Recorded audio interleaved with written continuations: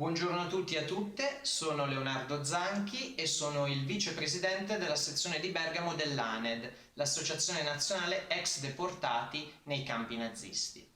Faccio parte dell'ANED perché sono nipote del deportato politico Bonifacio Ravasio e attualmente sono uno studente universitario che ha approfondito e studiato la lingua e la comunicazione realizzata dai deportati italiani nei lager nazisti.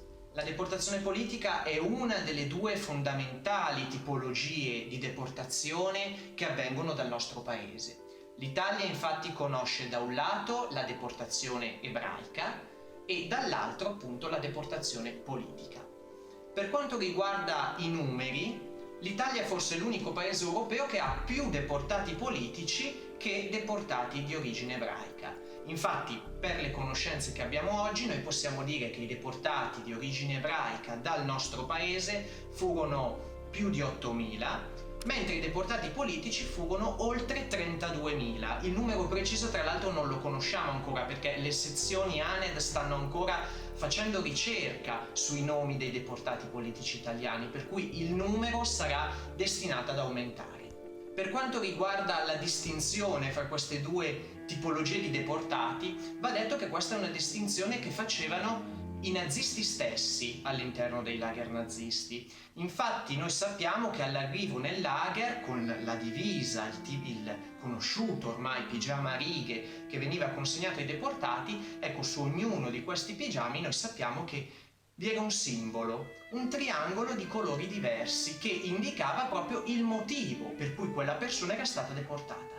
Se, come è noto, per quanto riguarda i deportati di origine ebraica, il loro simbolo, il simbolo che li contraddistingueva nel lager era la stella gialla o il triangolo giallo, per i deportati politici invece questo simbolo è il triangolo rosso, che vedete qui rappresentato.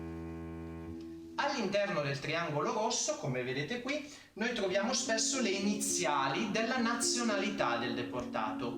IT, in questo caso, sta per deportato politico italiano. I francesi avevano la F, i polacchi avevano la P e così via. Parlare di deportazione politica inoltre significa evocare luoghi all'interno del sistema concentrazionario diversi. Mi spiego meglio. Se per quanto riguarda gli ebrei italiani la destinazione della loro deportazione è prevalentemente Auschwitz e poi nello specifico Auschwitz-Birkenau, per quanto riguarda i deportati politici invece i lager a cui sono destinati sono diversi. Qui ne vedete elencati alcuni. La maggior parte dei deportati politici italiani finisce a Mauthausen, molti anche a Buchenwald, e poi abbiamo Dachau, abbiamo Flossenburg, abbiamo Ravensbrück, che era il campo delle donne.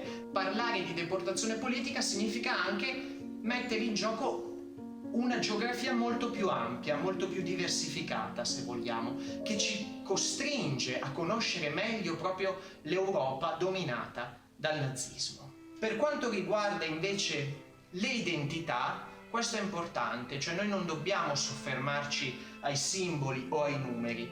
La memoria significa andare a recuperare le singole identità di queste persone.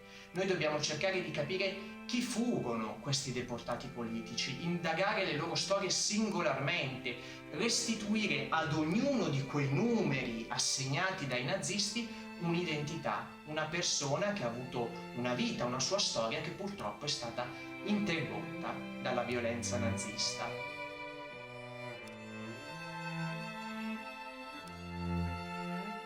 Quindi, chi erano i deportati politici?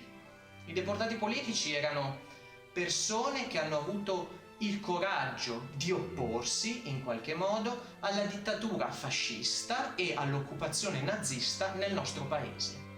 Cosa voleva dire opporsi? Voleva dire non accettare la repressione portata da questi regimi, non accettare la limitazione delle libertà, la limitazione dei diritti, non accettare lo sfruttamento lavorativo in molti casi, perché le fabbriche furono riconvertite per la produzione bellica e quindi i ritmi di lavoro spesso erano insostenibili. Ecco, ci sono state persone, appunto i deportati politici, che avrebbero potuto forse restare indifferenti e probabilmente non sarebbero stati deportati, e invece hanno compiuto la scelta.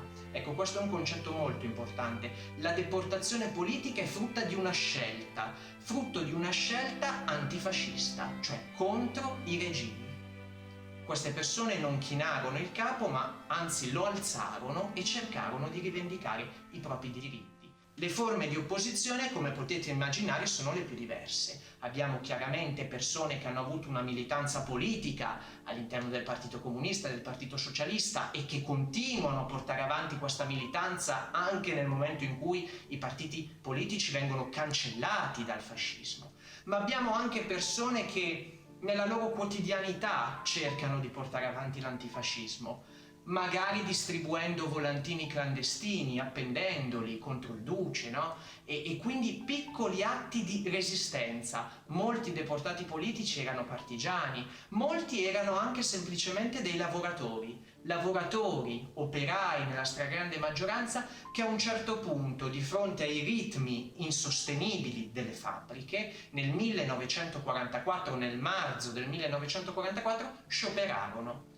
Non lavoravano più per la produzione bellica a favore dei fascisti e dei nazisti. Anche questi lavoratori, in grandissimo numero, furono deportati.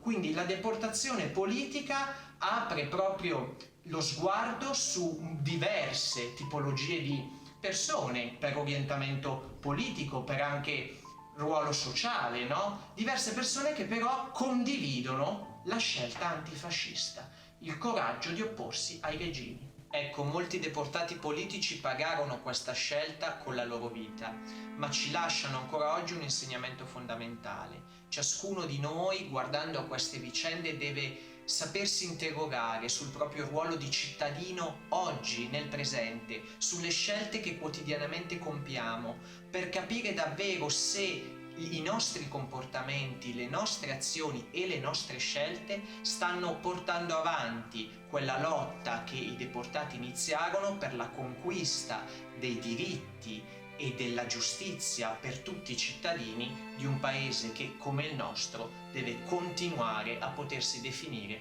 democratico.